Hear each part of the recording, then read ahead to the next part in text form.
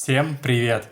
Накануне компания SsangYong распространила дизайн скетча брутального SUV с внутризаводским индексом KR10, а еще раньше, в июне, марка поделилась эскизами другого будущего кроссовера J100, который к тому же был объявлен электрокаром. К слову, обе модели выполнены в новом фирменном стиле, названном Power by Tightness, что может перевести как «заряженный прочностью». Тизерными снимками автокомпания уже поделилась. Судя по ним, J100 это среднеразмерный внедорожник, сопоставимый, например, с Nissan X-Trail или Kia Sportage. Но только работать он будет не от ДВС, а от электротяги. Также известно, что позже на базе J100 выпустят пикап. Что же еще удалось узнать о новинке, об этом мы расскажем в нашем обзоре. Смотря на тизерные снимки, нельзя не заметить, что наружные зеркала, бока, корма и даже колеса выдают в нем паркетник SsangYong Karando актуального поколения, который производит с 2019 года. В то же время электрическая версия имеет несколько отличий от Karando с двигателем внутреннего сгорания. Главная из них – глухая решетка радиатора, являющаяся типичным элементом для электромобилей. Кроме того, она имеет другой дизайн и декор. Решетка дополнена светящимся логотипом SsangYong. Отличается и бампер, который благодаря многочисленным складкам выглядит спортивно и даже агрессивно, что, впрочем, свойственно многим китайским автомобилям.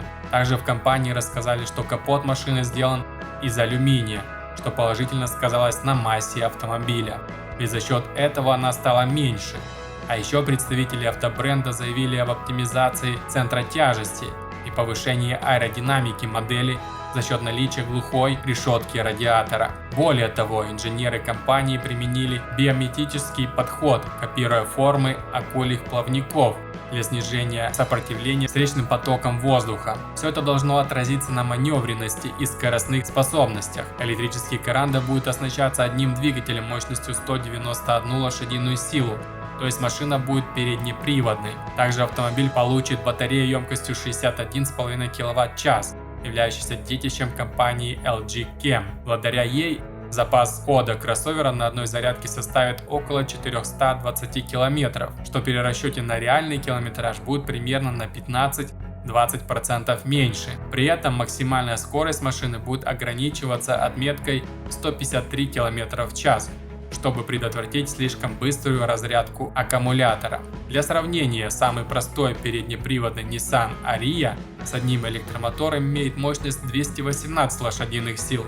Будучи оснащенным такой же батареей, японский кроссовер способен проезжать на одной зарядке до 360 км. При этом максимальная скорость Nissan тоже ограничена, но на отметке в 160 км в час. Новый автомобиль под кодовым названием J100, как и обещали в компании, будет дешевле, чем Volkswagen ID.4 и Skoda Enyaq. Технические характеристики, помимо вышеназванных, как собственно и цены, пока не озвучиваются, но по предварительной информации из секретных источников за такую электричку попросят от 25 тысяч долларов. Известно, что над новой электрической платформой для внедорожников и кроссовера SsangYong работает с 2018 года. На этом все. Подписывайтесь на канал, если видео понравилось, ставьте лайк. Всем пока!